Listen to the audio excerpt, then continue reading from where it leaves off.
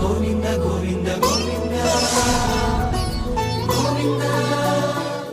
నిత్య పూజలివివు నేరిచినను ప్రత్యక్షమైనట్టి పరమాత్మునికి నిత్య పూజలివివు.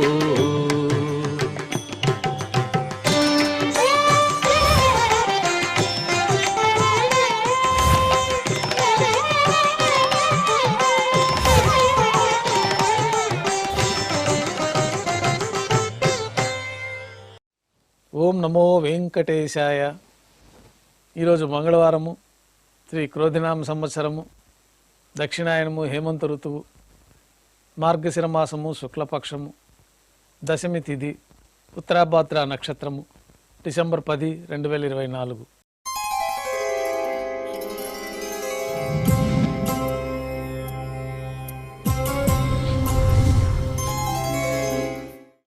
ఈరోజు మంగళవారం.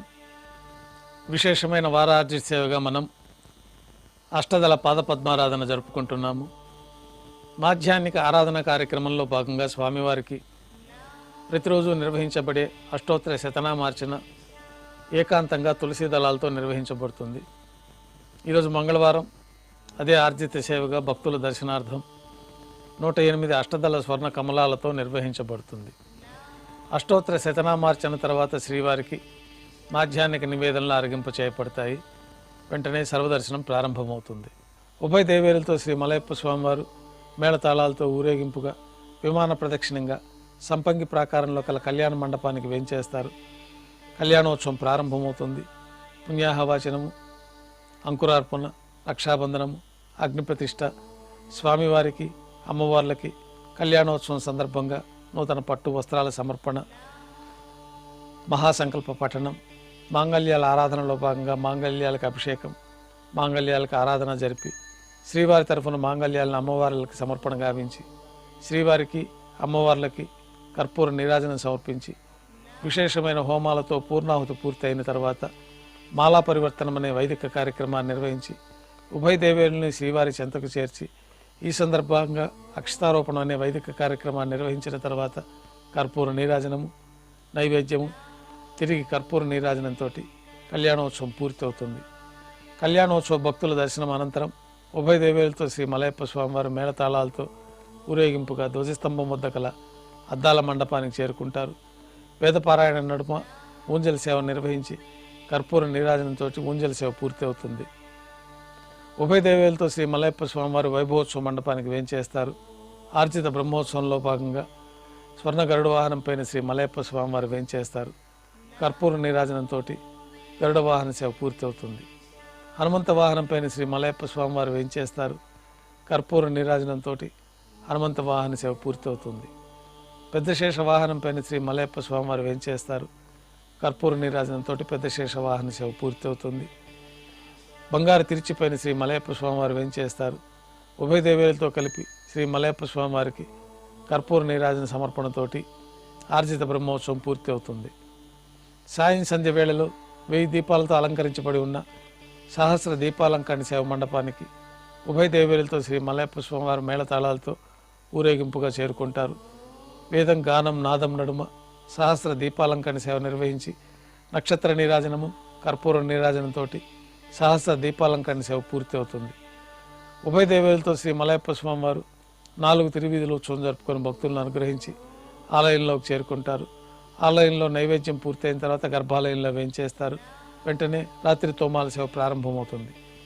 ఉదయం సమర్పించిన పుష్పమాలికలు సల్లింపు చేసుకొని గర్భాలయాన్ని శుద్ధి చేసుకొని శ్రీ వైఖానస ఆగమోక్తమైన ఉపచారాలతో స్వామివారికి ఉత్సవమూర్తులకు ఉపచారాలు నిర్వహించి కొత్త పుష్పమాలికలతో మూలమూర్తికి ఉత్సవమూర్తులకు అలంకరణ జరిపి చతుర్వేద మంత్రాలతో మంత్రపుష్పాన్ని సమర్పించి నక్షత్ర నీరాజనము, కర్పూర నీరాజనంతో రాత్రి తోమాల సేవ పూర్తి అవుతుంది. తులసీ దళములతో అష్టోత్తర శతనామార్చన నిర్వహించి కర్పూర నీరాజనంతో అష్టోత్తర శతనామార్చన పూర్తి అవుతుంది. రాత్రి నైవేద్యంలో భాగంగా అన్నప్రసాదాలు, పన్యారాలు, దోశ, కంఠానాదం మధ్య నైవేద్యంగా సమర్పించి తిరువీస నైవేద్యం పూర్తయిన తర్వాత భక్తుల్ని సర్వదర్శనానికి అనుమతిస్తారు.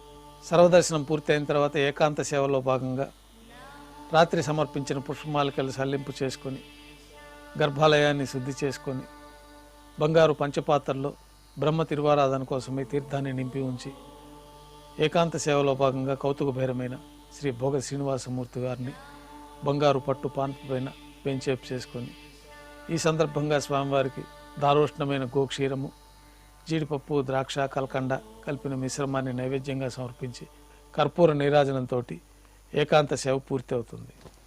ఓం నమో వెంకటేశాయ.